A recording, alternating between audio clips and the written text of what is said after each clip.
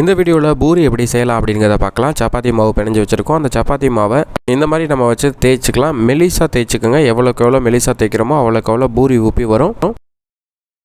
அதே மாதிரி பூரி செய்யணும் அப்படின்னா மாவை வந்து ரொம்ப நேரம் ஊற விட வேணாம். ரொம்ப நேரம் ஊற விட்டோம் அப்படின்னா எண்ணெய் குடிச்சிடும். சப்பாத்தியாக இருந்தால் நீங்கள் ரொம்ப நேரம் ஊற விட்டு நம்ம அந்த சப்பாத்தியை வந்து ரெடி பண்ணலாம்.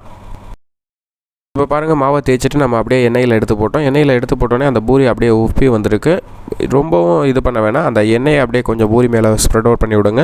ஒரு சைடு நல்லா பொன்மரமாக வந்துருச்சு. ஸோ அதனால் அப்படியே அடுத்த சைடு திருப்பி விடலாம். இந்த லேயரில் பார்த்திங்க அப்படின்னா நம்ம எதுவுமே பண்ணல, லைட்டாக தேய்ச்சது மட்டும்தான்.